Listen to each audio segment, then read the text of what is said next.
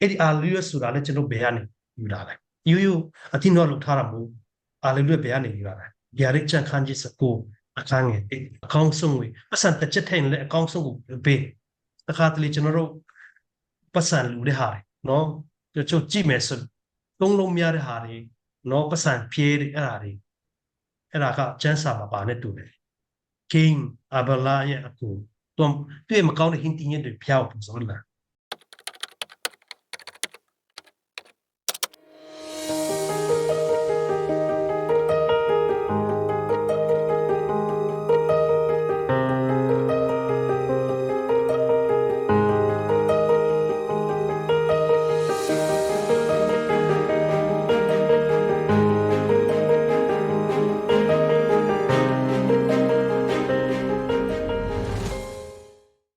စာတရားကဘယ်ကနေလာလဲကျမ်းစာထဲမှာရှိလားအရင်ဆုံးနေနဲ့ကျွန်တော်တို့မီစာ Holy Mass Mass ဆိုတာ Latin ဘာသာစကားနဲ့လားမီစာဆိုတာ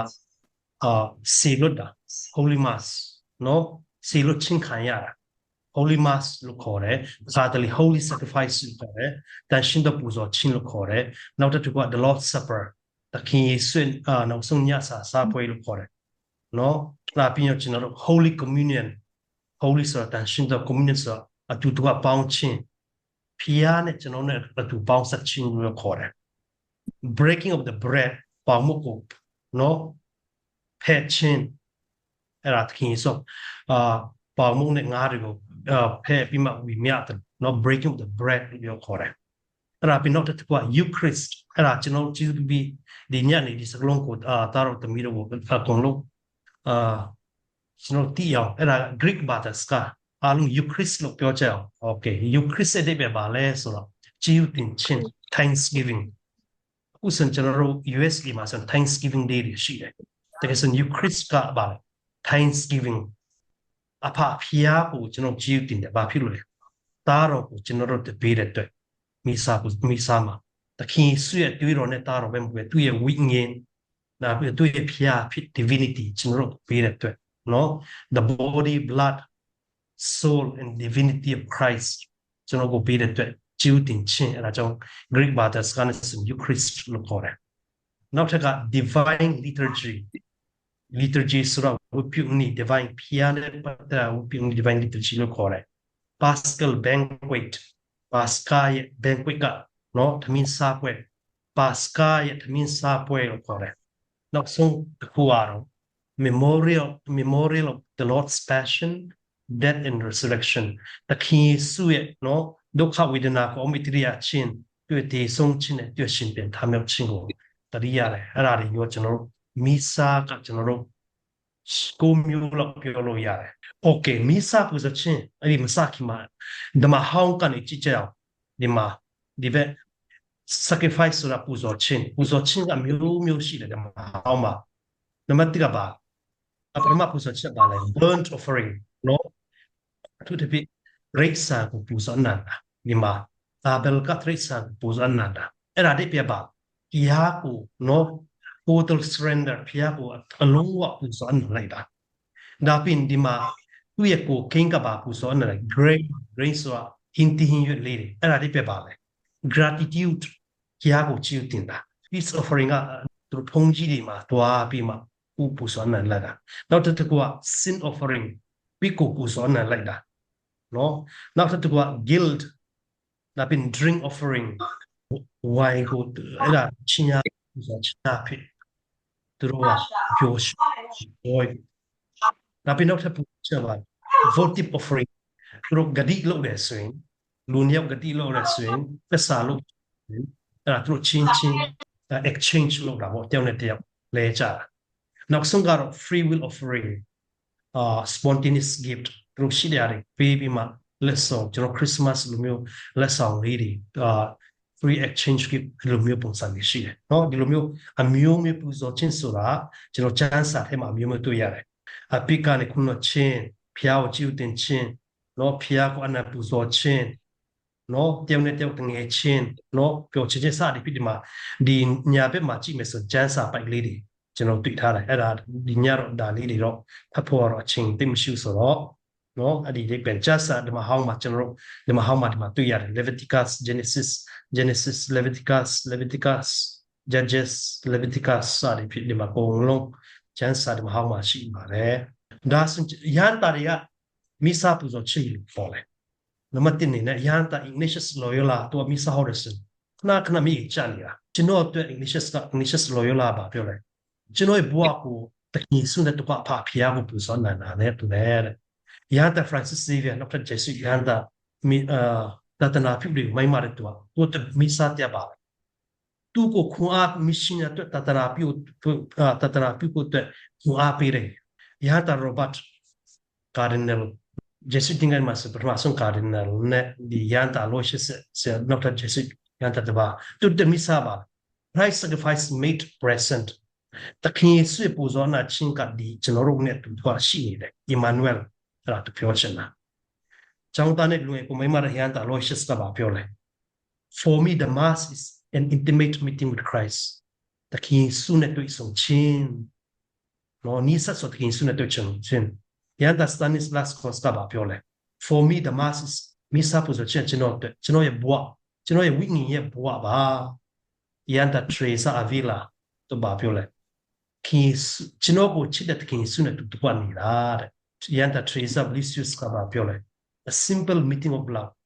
ရိုးရိုးသားသားလေးချစ်မိတာတွေ့ဆုံခြင်းရန်တာ John Bosco ကပါပြောတယ်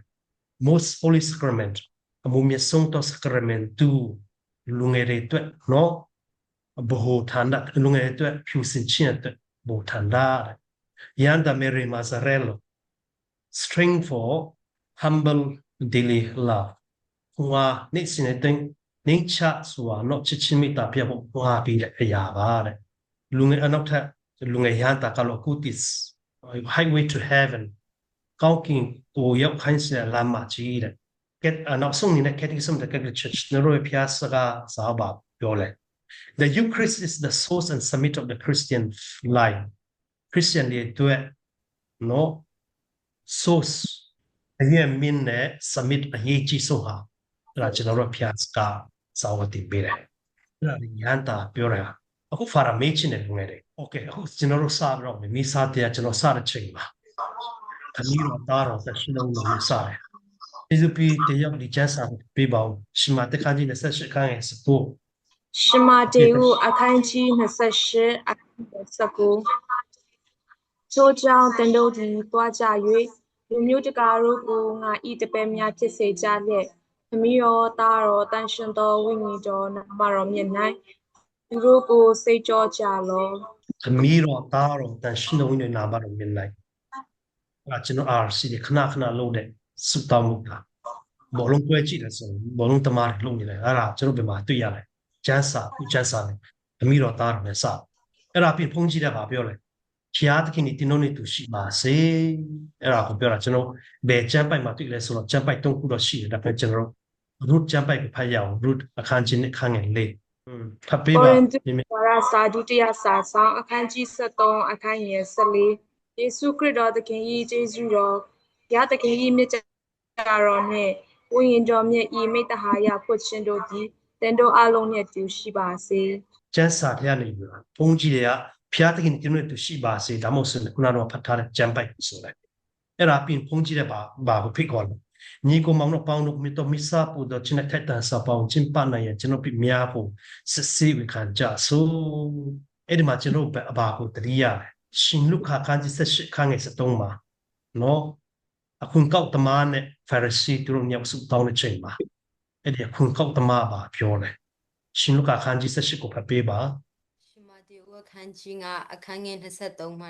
24ထူးကြောင်ကောင်းကင်နိုင်ငံတို့ကိုမိမိအစီခံများနဲ့စရင်ရှင်လိုသည်ဘရင်တပါးနဲ့ဘုံဥပမာခိုင်းနိုင်၏သူသည်စရင်စတင်ရှင်သောအခါဒါလင်1000အကျွေးတင်သောသူတယောက်ကိုရှိတော်သို့ခေါ်ဆောင်ခဲ့ကြ၏ခုနတော့ဖာရာပြောထားတဲ့အခုကောက်တမားရဲ့သူရောသူမှာသူဖျားချောင်းသူတို့နေဖျားချောင်းတို့မှာတွားပြီးမှဖျားတင်ကျွန်တော်တနာတော်ပါဒါပြင်ရှင်မာတက်ခန်းချင်းကမှာပြောတယ်ဖျားရဲ့ခုနချင်းကိုတောင်းရတာနော်နောက်ထပ်ကျွန်တော်တို့တတိယရဆိုရင်တခင်စပါပြောတယ်ရှင်မာတက်မှာအကေတင်ရစုတောင်းဖို့တော့ဆိုရင်ဒီရဲ့ဒီကိုကြောက်တင်ပေါ်မှာပြမားရဆိုသူရဲ့ နော်တင်ပူဇော်ဟဲ့မြာကိုချန်ထားပြီးမှသူစီမှာတွားပြီးမှငင်တချို့တွားလို့ပါ peace ကိုတွားလို့ပါနော်အဲ့ဒါကျွန်တော်တို့ဒီမှာကျွန်တော်စုတောင်းမိတာကျွန်တော်ပြနော်ဒီမှာကျွန်တော်ဘာကိုလုပ်လိမ့်မယ်ဒီပထမပတ်မှာကျွန်တော်တို့မိစားပူချစ်ပထမပတ်မှာကျွန်တော်ဘာပြကိုဖျားထင်ရနေကိုလို့ဖို့အတွက်ကျွန်တော်တို့ကနောင်တရဖို့အတွက်ကျွန်တော်တို့ကပြင်ဆင်ပေးနေတာတင်တော့အဲ့ဒါကိုကျွန်တော်ပြောပြီးဒီမှာပါရှိတယ် Gloria ပွဲနေ့မှာကျွန်တော် Gloria ရှိတယ်တနင်္ဂနွေနေ့မှာနော် Advent 2နဲ့ဝါဒုကာလကလွယ်လို့ကျွန်တော်တနင်္ဂနွေတိုင်းမှာ Gloria ဆိုတယ်အဲ့ဒီ Gloria ကဘယ်ကနေလာလဲဆိုတော့ကျွန်တော်တို့ရှင်လုကာခန်းကြီးခန်းငယ်စလေးမှာကျေးဇူးပေးကျမ်းစာဖတ်မဲ့သူမြင်မြန်လေးဖတ်ပေးပါရှင်လုကာအခန်းကြီးနှင့်အခန်းငယ်14အမြင့်ဆုံးသောအရ၌ဖျားသခင်အားဘုန်းတော်ဂုဏ်တော်ရှိစေတည်းမိကြီးပေါ်၌လည်းဖျားသခင်နှစ်သက်မြတ်နိုးသောသူတို့အားငြိမ်းချမ်းခြင်းရှိစေတည်းဟု၍ဖြစ်၏ကောင်းကင်တမန်တော်တွေဆိုထားတဲ့တခြင်းတကယ်ဆိုဖို့တဲ့ချိန်မှာဖျားကိုပြုတာအဲ့ဒါပြင်ကျွန်တော်တို့ဘုန်းကြီးကဘာဆိုလဲစုတောင်းကြဆိုပြီးမှကျွန်တော်အားလုံးကိုဖိတ်ခေါ်တယ်အဲ့ဒါကျွန်တော်ပြန်မှာတွေ့တယ်တမန်တော်ဝတ္ထုခန်းကြီး1အခန်းငယ်14တမန်တော်ဝတ္ထုကျမ်းအခန်းကြီး1အခန်းငယ်14ထိုသူအပေါင်းတို့သည်ယေရှုဝိမေရောမာရိယပါဝင်အမျိုးသမီးများကိုရောဤညီများနှင့်အတူတငင်တငယ်တီအစင်မပြတ်ဆုတောင်းပတနာပြုလည်နေကြ၏ဒီချမ်းပိုက်ထဲမှာမေရောမာရီနဲ့တမန်တော်တွေနဲ့အတူတကွဆုတောင်းတယ်ဘုန်းကြီးရောကျွန်တော်ဘာသာသူတွေနဲ့အကုန်လုံးဆုတောင်းကြဆုသူမှာဘာသာသူအားလုံးအတူတကွဆုတောင်းကျွန်တော်ဖိတ်ခေါ်တယ်ကျွန်တော်တို့ရဲ့နှလုံးသားကိုဒီမိစားပူဇော်ခြင်းတဲ့ကျွန်တော်ပြစ်အားလုံးနောက်တရားရဖို့ကျွန်တော်ဖိတ်ခေါ်တယ်အပြစ်ကိုနောက်တရားဖို့တဲ့ခါတလေအဘဖိကွန်းအပြစ်အဘဖိဖို့ခွင့်ရမြတ်တောင်းဒီနေရာလေးမှာကျွန်တော်တို့အနောက်တရားဖို့သူပြအပြစ်နေလေးအပစ်ကြီးလို့တယ်ဆိုတော့ကျွန်တော်မြစ်ချင်းပင်တာတော့မကောင်းဘူးငယ်လေးတွေဆိုဒီချိန်မှာတော့တာရိုက်ဖို့အတင်းတော်ကကျွန်တော်တို့ကိုမိစားတရားထဲနေတော့တာရိုက်ခွင့်ပေးတယ်ဒီဒုတိယပတ်မှာကျွန်တော်ဗာတွေ့လဲဆိုတော့ကျမ်းစာဖတ်ခြင်းအဓိကဖြစ်ပုံမှန်unit မှာဆိုကျွန်တော်ပထမကျမ်းနဲ့စာလံဖတ်တယ်အဲ့ဒါပြီးgospel English literature တန်ဖတ်တယ်အဲ့ဒါပြီးကျွန်တော်တို့ gospel English ကျမ်းစာဖတ်တယ်ဒုတိယကျမ်းစာကတော့ပွဲကြီးနဲ့တနင်္ဂနွေနေ့မှာကျွန်တော်ဖတ်ကြတယ်โอเคပထမကျမ်းစာကတော့အဓိကအားဖြင့်ဓမ္မဟောင်းကနေလာတယ်တခါတလေဓမ္မတရားနေလာတယ်စာလံကတော့စာလံကနေလာတယ်စာလံတဲ့50ကနေတကူသူရွေးတယ်ဒုတိယကျမ်းစာတော့ဒီဓမ္မတိကနေလာတယ်အင်္ဂလိပ်ကျမ်းစာကျွန်တော်တို့ကတော့ဒီမာတေမာကုလကာကျောင်းကနေဖတ်တယ်ဒီပထမကျမ်းစာမာနဝတ္ထုအခန်းကြီး73ခန်းငယ်15အဲ့ဒါဖတ်ပေးပါတမန်တော်ဝတ္ထုအခန်းကြီး73အခန်းငယ်15ပညာတိကျမ်းအနာဂတိကျမ်းကိုပတ်ရွတ်ပြီးမှတရားစရာမှုတို့သည်ညီကိုတို့လူများအားဆုံးမစရာစကားရှိလျင်ဟောပြောကြပါဟုလူကိုစီလွှဲ၍ကြားပြောစေ၏ဒီမှာကျွန်တော်ပြင်ပါကြားလဲတမန်တော်ဝတ္ထုတွေကသူတို့ရဲ့ကျမ်းစာဂျူးကျမ်းစာကနေကျမ်းစာဖတ်ပြီးမှကျန်တဲ့လူတွေကနားထောင်ကြတယ်အဲ့ဒါချင်းအတင်းတော့ကျမ်းစာကနေပြန်ကျမ်းစာရဲ့ချင်းကိုကျွန်တော်မိစားမှာပြန်ပြီးမလို့လားတက်တာလောနိဩဝါဒစာ1အခန်းကြီး9အခန်းငယ်29ဤစာကိုတန်ရှင်းသောညီကိုပေါင်းတို့အားပတ်စီခြင်းကသခင်ဘုရားကိုတိုင်တည်၍ငါသည်သင်တို့ကိုဒိဋ္ဌံသစ္စာပေး၏အခုဒီကျမ်းပိုက်ကပဲသူရေးတာလဲတန်ပိုးလို့ရေးထားတာဓမ္မဟောင်းကဂျူးတွေခက်တော့အစားအခုကဒုတိယကျမ်းစာကကျွန်တော်ဘယ်ကနေကြတန်ပိုးလို့ကိုရရသူ့ရဲ့နေရာတိမှာရှိတဲ့ခရစ်ယာန်တွေတွားပြီးအားပေးစကားပြောတာနော် past and present အဲ့ဒါပြင်ကျွန်တော်တို့ကပထမကျမ်းစာဒုတိယကျမ်းစာပြင်ကျွန်တော်တို့ကဟာလေလုယာစာတွေဖြစ်ဟာလေလုယာတခြင်းဆိုတယ်အဲ့ဒီဟာလေလုယာဆိုတာလည်းကျွန်တော်ဘယ်ကနေယူလာလဲယူအတင်းတော့လောက်ထားတာမဟုတ်ဟာလေလုယာဘယ်ကနေယူလာလဲဗျာဒိတ်ချန်ခန်းကြီးစကိုအခန်းငယ်အဲ့ဒါရပြန်ဖတ်ပေးပါကြည့်လို့ပြီးဂျာတိတ်ချန်အခန်းကြီး19အခန်းငယ်1ထို့နောက်မှကောင်းကင်ဘုံ၌စီဝေသောသူများတို့၏အတန်ကြီးကဟာလေလုယာငါတို့ဖျားသခင်၏ကယ်တင်တော်မူခြင်းချမ်းသာပုံတည်တည်တကူတော်ပေသည် ဒီမှာကျွန်တော်ဘာတွေ့လဲဆိုတော့ဗျာဒိတ်ချက်ကောင်းကင်တမန်တော်တွေကောင်းကင်မှာဆိုတဲ့ Hallelujah တခြင်းဖျားကိုချီးမွမ်းပြီးမှဂုဏ်ပြုတဲ့တခြင်းเนาะအဲ့ဒါနဲ့ကျွန်တော်ဆက်သွားမယ်ဆိုရင်ဘုန်းကြီးတပါးကအင်္ဂလိပ်ကျမ်းစာဖတ်တယ်အခုတော့ကျမ်းစာတော့ဖတ်တော့အချိန်မလောက်မှဆိုလို့เนาะအဲ့ဒီမှာကျွန်တော်ဘာတွေ့လဲဆိုတော့တခင်စုကိုရရကျမ်းစာဖတ်တယ်သူကနာဇရက်မှာတွားပြီးမှတခင်စုကိုရရကျမ်းစာဖတ်တယ်နော်တရားစိတ်မှာတွားပြီးမှစနကုမှာတွားပြီးမှတခင်ဆိုကျမ်းစာဖတ်တယ်ကျမ်းစာဖတ်ပြီးကျွန်တော်တို့ဖုန်းကြပါလို့လဲရှင်းပြတယ်အဲ့ဒါရောကျွန်တော်နေဟိမြခန်းကြီးခန်းငယ်ရှိမှတွေ့တယ်တမန်တော်ဝတ္ထုခန်းကြီးခန်းငယ်စလိကနေ36မှာကျွန်တော်တွေ့တယ်အဲ့ဒါပြီးကျွန်တော်ပွဲနေမှာအတေတတင်းနေမှာ creed ယုံကြည်ခြင်းကိုဆိုတယ်ကျွန်တော်ယုံကြည်ခြင်းကိုဆိုတယ်အဲ့ဒီယုံကြည်ခြင်းကလည်းကျွန်တော်first Corinthians ပထမဆောင်ခန်းကြီး15ခန်း3ကနေ5ယောမအော်ရာစာခန်းကြီး30ခန်းကိုအဲ့ဒီမှာကျွန်တော်ပါတွေ့လဲတမန်တော်တွေနဲ့ခရစ်ယာန်တွေသူတို့ယုံကြည်ခြင်းကိုသူတို့ပဲဖျားကိုကိုးကွယ်လဲယောမခေနောဆိုသူတို့ယောမလူမျိုးတွေဆိုသူတို့နေရကြတယ်လာဖျားတဲ့ဖန်ဆင်းထားရကိုးကွယ်တယ်ဒါပေမဲ့ခရစ်ယာန်တွေကကိုတုံးမဖျားတဆူကိုသူတို့ကိုးကွယ်တဲ့ကြောင်းသူကိုးကွယ်တဲ့ဖျားကသခင်ယေရှုရှိတယ်သခင်ယေရှုအမိမေတော်မှာမျက်စင်မြည်ဖွာလာတယ်သခင်ယေရှုတည်တယ်ရှင်ပြန်ထားမြောက်တယ်အဲ့ဒါပြန်လာမယ်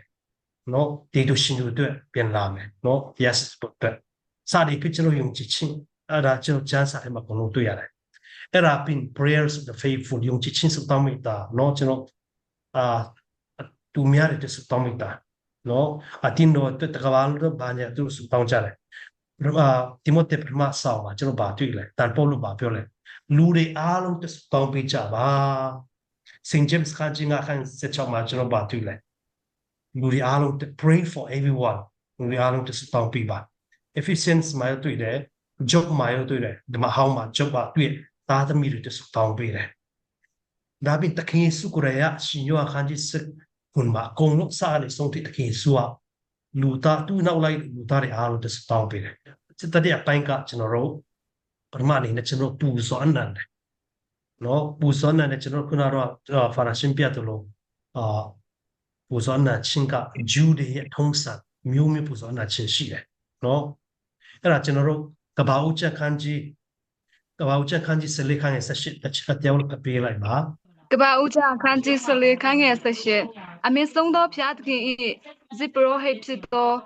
မယီမင်းကြီးမီလိခဇက်တီလဲမှုံနဲ့စပိရီကိုဆောင်ခဲ့ပြီးလင်ကောင်းကင်မီကြီးအရှင်အမေဆုံးသောဖျားသခင်သည်အဗြဟံအားကောင်းချီးပြီး၍တင်ဤရန်သူတို့ကိုတင်ဤလက်၌အနန္တော်မူသောအမေဆုံးသောဖျားသခင်လဲမင်္ဂလာရှိစီတည်းဟုမဆို၏အဲ့ဒီမှာကျွန်တော်ပါကြလဲဘယင်းနဲ့ဖုန်ကြီးမယ်ခက်ဇဒက်နော်ဖုန်ကြီးတဲ့ခါတင်ဘွေတော်ရဆုခဏချမယ်စကလုံးဝပါလိုက်တင်ဒီထာဝရဘယင်းဖြစ်ဤမယ်ခက်ဇဒက်လူမျိုးကျွန်တော်ဖုန်ကြီးတဲ့ပူဇော်အနာချင်းကျွန်တော်ပေါမှုနေမှုနဲ့အပြင်ကျွန်တော်ကာတလီပွဲဒီမှာဆိုကျွန်တော်ကချင်မှာနော်ကချင်မိစားတွေကျွန်တော်တော်ရဆုနော်မှာသူတို့မိစားကပူဇော်နာချင်းကာတလီတနိုင်ကြတယ်တာရမတကယ်ဖြစ်မှာ for tree နော်အကောင့်စုကိုကျွန်တော်ပူဇော်နိုင်လိုက်တယ်ကျွန်တော်ဖျားကြောင်းတော်ရဆုပတ်စံထဲရောကိုမှာအကောင့်စုကိုထည့်ကြပါအကောင့်စုကိုပတ်စံတစ်ချက်ထဲနဲ့အကောင့်စုကိုပေးတခါတလေကျွန်တော်တို့ပတ်စံလူတဲ့ဟာတွေနော်ကျွန်တော်ကြည့်မယ်ဆိုသုံးလုံးများတဲ့ဟာတွေနော်ပတ်စံဖြေးတဲ့အဲ့ဒါကကျန်းစာမှာပါနဲ့တူတယ် King Abela ရဲ့အကူတွေ့မကောင်းတဲ့ဟင်းတင်းတွေဖျောက်ပူဇော်လာစာတလေကျွန်တော်ဖျားကြောင်းမှာအဲ့ဒီလိုတွေ့တယ် sister တွေကိုမေးကြည့်လိုက်အလူငွေကိုင်းတဲ့ sister တွေကိုမေးကြည့်လိုက်ပတ်စံစုပ်ပလုံးတို့တွေအများကြီးရှိတယ်နော်အကောင်းဆုံးကျွန်တော်ပူဇော်နိုင်ဖို့အဲ့ဒါပြင် prayer over offerings အဲ့ဒါပြင်ကျွန်တော်တို့ကဘုံSanctus တန်ရှင်းတော်မူတန်ရှင်းတော်မအဲ့ဒါကိုတုံးချက်အိုင်ဆိုင်ခန်းဒီ6ခန်းရဲ့တုံးချစ်ချစ်မိပါပေးပါသူတို့ကလည်းကောင်းကင်ဘုရားအရှင်ထာဝရဘုရားသခင်သည်တန်ရှင်းတော်မူ၏တန်ရှင်းတော်မူ၏တန်ရှင်းတော်မူ၏မိကြီးသည်လည်းကောင်းကင်နှင့်ပြည်လေ၏ဟုတပားကိုကြွေးကြော်၍မွတ်ဆိုကြ၏အဲ့ဒါကောင်းကင်တမန်တော်ရဲ့ဆူထားတဲ့ရာတန်ရှင်းတော်မကျွန်တော်မိစားမှာဆူထားတယ်အဲ့ဒါကကျွန်တော်ကျမ်းစာထဲကနေယူတာခုနကတော့ဗျာဒိတ်ကျမ်း Hallelujah နဲ့ဒါနဲ့ဆက်သွယ်မှုရှိတယ်အဲ့ဒါကြောင့်အခုဗျာဒိတ်ကျမ်းခန်းကြီးလေးခန်းငယ်ရှိမှပြန်ကြည့်မယ်ဆိုသူ့ရဲ့ connection ဆက်သွယ်မှုရှိတယ်အဲ့ဒါပြီးနောက်ထပ်တော် ရေးကြီးတဲ့ဟာပါပဲဆိုတော့မိစားမှာဘုံကြီးတွေကသူတို့ရဲ့လက်ကိုဆန့်ပြီးမှပေါင်မုံနဲ့ speed ပေါ်မှာလက်ဒီလိုပြီးရဆိုရင်ဒီမှာအဲ့ဒါတော့ကျဆာခုတော့ဖတ်တော့ချင်းလို့မဆိုလို့တမန်တော်ဝတ္ထုခန်းကြီးရှိခန်းရဲ့စငါ laying of hands and snow wing in or ဖျားကောင်းကြီးကြောင်းပေါင်မုံနဲ့မုတ်က speed ဖြစ်သွားတာ sorry ပေါင်မုံနဲ့ speed ကတခင်ဆွတွေ့တော့လည်းတာတော့ဖြစ်သွားတာအဲ့ဒါချမ်းပိုင်မှာရှိတယ်အဲ့ဒါပြီးရင်ကျွန်တော်ဗာတွေ့ရသေးတယ်ဘုံကြီးတွေဆိုတဲ့မင်္ဂလာစကားတော့ချမ်းတဲ့ဟာတွေဘာမင်္ဂလာစကားဆိုလဲ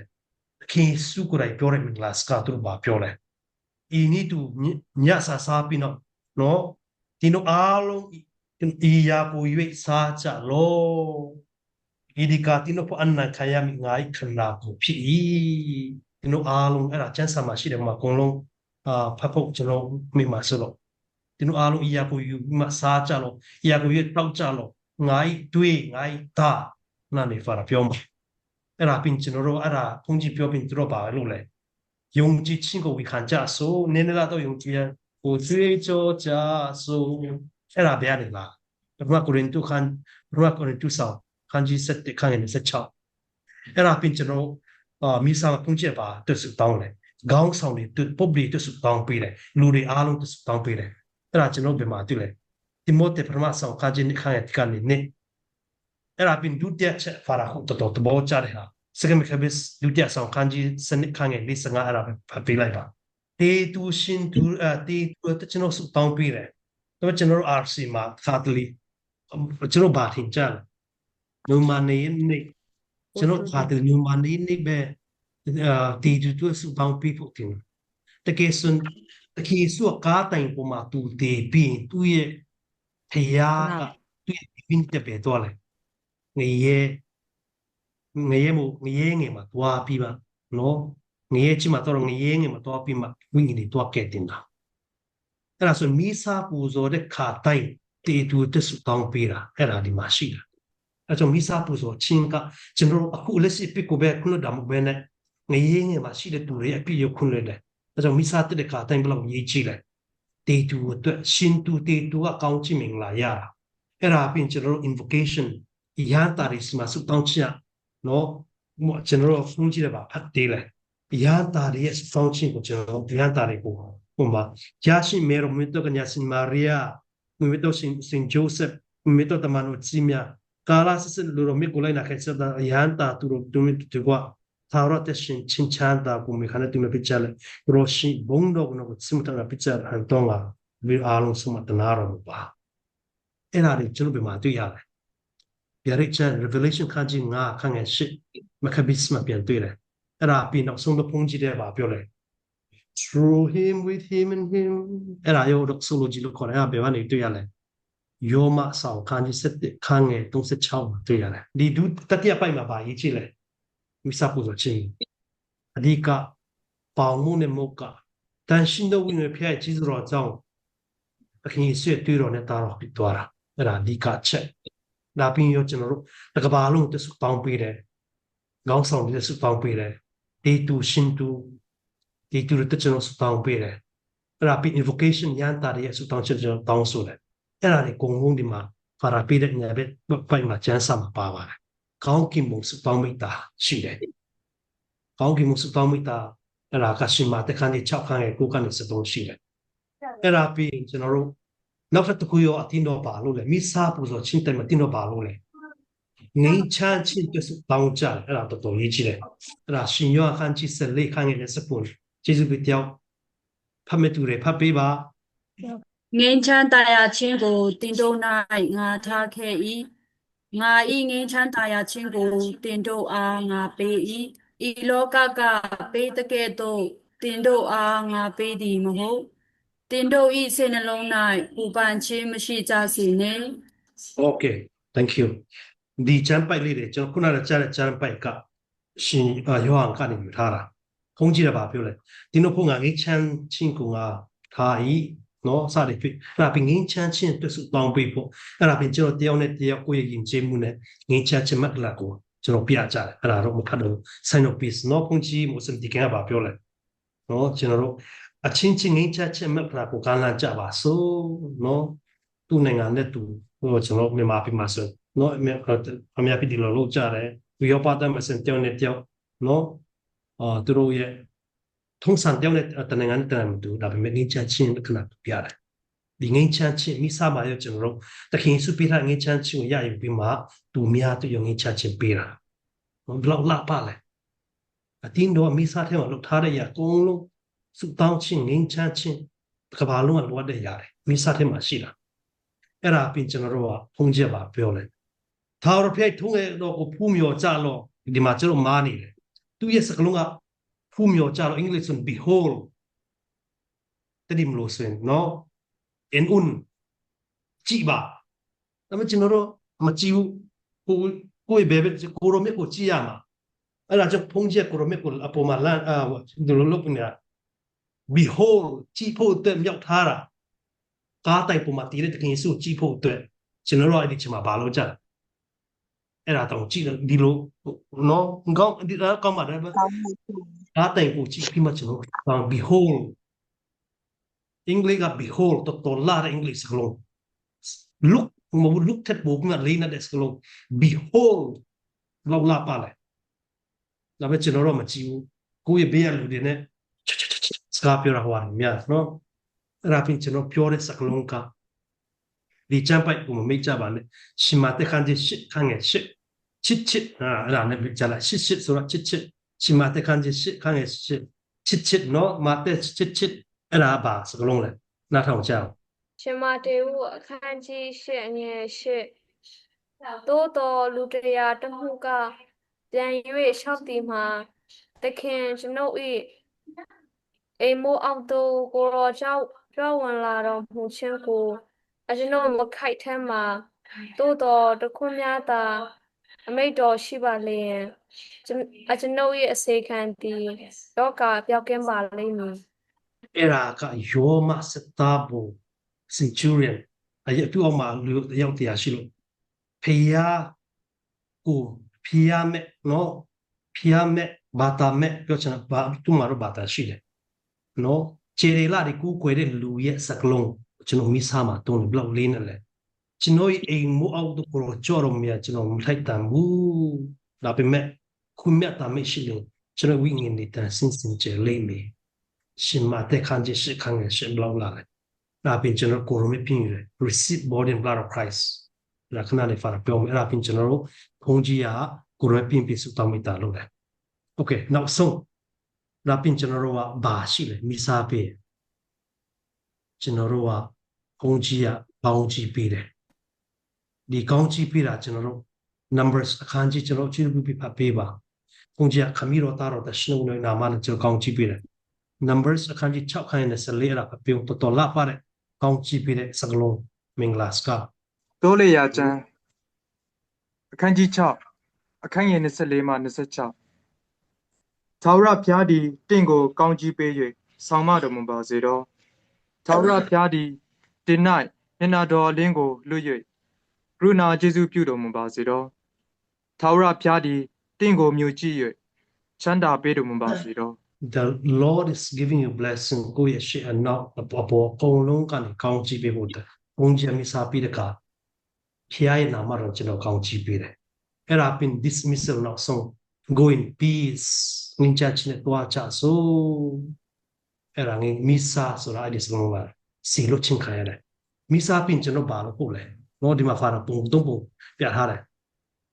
ဘယ်ပုံကဆိုကိုယ့်ရဲ့တငယ်ချင်းနေတဲ့ဟိုအရှိနေတဲ့သူတွေစမှာငင်းချချင်းနဲ့တွားပြီးဒီငင်းချချင်းကိုတွားမြတ်ဖို့အတွက်ဒီလေမှာနော်ဒီတဘာဝကိုကာကွယ်ဖို့အတွက်ဒီညာဘက်မှာနော်ငတ်တဲ့တူကိုထမင်းချေဖို့အတွက်နော်စင်ရတဲ့တူငတ်တွေကိုထမင်းချေဖို့အတွက်စသည်ဖြစ်နော်ကျွန်တော်မိစားပင်ကျွန်တော်ဘာဖြစ်လဲမိစားပြတာအိမ်ရောက်တဲ့ခါကိုယ်အိမ်ကလူတွေနဲ့ရံဖြစ်တဲ့စကားများတယ်အဲ့ဒါဟုတ်ဖို့မိစားဆိုပြစီလို့ရတယ်တကယ်ဆွေးတွေ့တော့အနဲ့သားတော့ပြင်းယူပြီးပြီနောက်ထပ်တခင်စုဖြစ်ရမယ် all the Christus ဖြစ်ရမယ်နော်မိစားနေတိုင်းတော့တက်တယ်အိမ်ရောက်တဲ့ခါတော့ဘဝမပြောင်းလဲဆိုတော့ကျွန်တော်တို့ကတော့နည်းနည်းတော့ reflection လုပ်လိုက်ကျွန်တော်ဘဝပြောင်းလဲရမှာနော်အဲ့ဒါကျွန်တော်တို့အနေဖာခဏနဲ့မိဖျက်နေရှိလိမ့်မယ်အဲ့ဒါပြင်ဖာပြောချင်တာမိစားကဘယ်လောက်အရေးကြီးလဲဆိုတာ ရှင်ယောအခန်းကြီး6အခန်းကြီး6မှာကုန်လုံးပါတယ်အဲ့ဒီကျမ်းပိုက်ကကျွန်တော်ဖာရာတူချုံနဲ့ပြောမယ်ဆိုရင်သခင်ယေရှုကပေါင်မှုနဲ့မုတ်ကိုအမျိုးသား9000ကျမ်းစာထဲမှာအမျိုးသမီးနဲ့ကလေးတွေမပါဘူးလို့ရေးထားတာအဲ့ဒါမြတ်ဝေပြီးမှဂျူးလူမျိုးတွေကသခင်ယေရှုပါလို့ခိုင်းစေချင်တယ်သူဘယင်လို့ခိုင်းစေချင်တာဘာဖြစ်လို့လဲသခင်ယေရှုဘယင်ဖြစ်တယ်ဆိုသူတို့သမင်းချက်ဆရာမလို့လေသခင်ယေရှုနဲ့တိုက်သူတို့ဒီနေ့သမင်းကျွေးမယ်ဝါကျွေးမယ်အဲကြောင့်သူသခင်ယေရှုအဲ့ဒါကိုဘယင်လို့ခိုင်းစေချင်သခင်ယေရှုပါပြောလဲခမရတို့နော်အဲ့ဒီယာယီရနိုင်တဲ့အစားအစာကိုမမျော်လင့်တဲ့ကျွန်တော်တကယ်ပေးမဲ့အရာကိုခမရတို့ကပါဆိုပြီးမှသခင်ယေရှုက၄ချိန်၄ခါပါပြောလဲကျမ်းစာမှာငါဒီကောင်းငါဒီအသက်မှုဖြစ် I am the bread of life ဒါပြီးငါဒီကောင်းကင်မှာစင်တတ်တဲ့မှုဖြစ်နောက်တစ်ခါပြန်ပြောတယ်ရှင်ယောအခန်းကြီး6ခန်း41ရှင်ယောအခန်းကြီး6ခန်း48ငါဒီအသက်မှုဖြစ် I am the bread of life နောက်တစ်ခါသခင်ဆိုပါပြောလဲငါဒီကောင်းကင်မှာစင်တတ်တဲ့မှုဖြစ်ရှင်ယောအခန်းကြီး6မှာသူက၄ချိန်၄ခါတိလောကရဲ့တမှုပြောတဲ့ကြောင့်ပြောပြတယ်အဲ့ဒါပြင်တခင်ဆိုအဲ့ဒါနဲ့မပြီးသေးဘူးဘာပြောသေးလဲလူရဲ့သားကိုမစားသွေးကိုမတောင်းစင်တင်တဲ့တမရှိဘူးသူရဲ့တွေးရတဲ့သားကိုဖင်ဖို့ကျွန်တော်တို့ဖိတ်ခေါ်တာရှင်ယောခန်းကြီး6ခန်း53ငါရဲ့သားကိုဆိုင်ငါတွေးကိုလည်းတောက်တော်သူဟာရတေးရိုင်ဘူရမပြင်းတဲ့သူပါရတယ်ဟာရတေးရတယ်ထိုက်တန်ဆိုပြင်းရတဲ့နော်ငါရဲ့တွေးကိုတောက်စားတော့သူဒီငါနဲ့တည်ရှိသခင်ဆိုကျွန်တော်တို့တူပါရှိတယ်အဲ့ဒါပြီးတော့ဆိုသခင်ဆိုပါဤမကိုစားတော့သူဒီအစမပြတ်တဲ့ရှင်လိုက်မီထာဝရတဲ့ရှင်ချင်းသခင်ဆိုပြောထားတဲ့ဂတိသခင်ဆိုမလိမ်မှုသူကလက္ခဏာမပြောသခင်ဆို this is the symbol မပြော this is my body this is my blood ခါတလေကျွန်တော်ဘာသာပန်ကိုရလက္ခဏာနဲ့ပွေလို့ချကျွန်တော်တို့ကဲအတွေ့တော်နဲ့တာသခင်ဆိုတွေ့တော်တာโอเคရှင်ယောအခန်းကြီး6ခန်းရဲ့66မှာတခင်ဆိုအဲ့ဒါတွေကိုငါရဲ့တွေ့နေတာတင်မတော်ဆိုရင်ငါနဲ့မပတ်သက်ပြောတဲ့ချိန်မှာခုနတော့ယောက်ျားလေး9000ကပါပြီးသွားတယ်စာတန်နမကပါလေစကမ်စာတန်နမတိတယ်မဟုတ်လား666တခင်ဆိုကကူတူဒီချက်စာကြောက်လို့ဖတ်ပေးပါဦးကျေးဇူးပြုရှင်ယောအခန်းကြီး6ခန်းရဲ့66သူအခါမှစား၍တပည့်တော်တို့သည်ကိုရောနှင့်မပေါင်းတော့ပဲဆုတ်သွားကြ၏โอเคသူတို့ကခင်ဆွေတွေ့တော့နဲ့တာတော့မပြင်းချင်မိစားမှာမတက်ချင်မိစားမှာမပါဝင်ချင်အဲ့ဒါတို့ဘာလို့ကြားတွားကြတယ်တွားကြတယ်အခင်ဆွအဲ့ဒါပဲစိတ်ဆိုးလားစိတ်ဆိုးရှင်ယောခန်းကြီး6ခန်း60မှာကျွန်တော်ဖတ်မယ်ဆိုတခင်ဆွပါပြောလဲတခင်ဆွမှာလက်ပြီးမှတမန်တို့စင်တပါကိုတွားပြောလဲလူတွေမြိုက်ထွက်တဲ့တခင်ဆွပါပြောလဲတမန်တော်စင်တပါကိုတွားပြီးမှခမရတို့ထွတ်မလားသူဆိုမဲ့တခင်ယောစင်ခေါ်တယ်အဲ့ဒီချိန်မှာစိန်ပီတာနော်တမန်တော်စင်တပါရဲ့ကောင်းစပါပြောတယ်။အိုတခင်ကျွန်တော်တို့ဒီဘယ်သူထန်တွားရမနည်းပူရောစမှာပဲဟာရနော် you have the words of eternal life အတင်းတော့ကိုစာတန်ပက်ထရိုပါပြောတယ်ပူရောစီမှာပဲနော်တပီတော်လာမယ်ပူရောစီမှာပဲကျွန်တော်တို့တခင်ဆွေတွေ့တော်နဲ့တာတော်ကျွန်တော်ပြင်းယူချင်တယ်မိစားမှာကိုရောတွေ့တော်နဲ့တာတော်ကျွန်တော်ပြင်းယူချင်တယ်ဆိုပြီးမှဝီတာယုံချင်တာတင်းတော်ယုံချင်ပြတာတယ်ပထမမိစားမှာပြတူလဲခဏခဏထွက်တာပထမဆုံးထွက်တာမိစားမပြီးရတဲ့ထွက်တာမိစားချိန်မှာခဏခဏထွက်တဲ့ချင်းနေရှိလားမရှိပါဘူးဒါပေမဲ့ပထမမိစားမှာပြတူထွက်လဲကြည့်လိုက် sorry ပထမမိစားမှာထွက်တဲ့သူဒီတယောက် Judas Iscariot ပထမမိစားမှာပြီးရတဲ့သူထွက်သွားတာမိစားမှာပြီးရတဲ့ထွက်သွားတာ Judas Iscariot နော်သူ့အကြောင်းတမီးတို့သိတယ်အဲ့ဒါနဲ့တော့ဆုံးနေဖာတာပါပြောချင်လဲဆိုတော့တခင်ဆုရှင်ပြန်ထားမြောက်ပြီးနောက် Emmaus မှာတမန်တော်တခင်ဆုနောက်လိုက်တာဘာနဲ့တွေ့လဲပေါမှုကိုမြဝေတဲ့ချိန်မှာသူတို့တခင်ယေရှုတွေ့လိုက်တယ် they see Jesus in the breaking of bread အဲ့ဒါကြောင့်ဆုံးလာဖာပြောတာ breaking of bread ပေါမှုဖဲ့တာနဲ့သူတို့တခင်ယေရှုရှင်ပြန်ထားမြောက်ပြီးတခင်ယေရှုဖြစ်တဲ့ကြောင့်သူတို့တွေ့တာစားပွေနဲ့သူတို့နဲ့သူကနော်သခင်ယေရှုပေါင်းဖဲ့ရချမှာပုံလားသူသခင်စပစ်ကြောင့်တည်တာ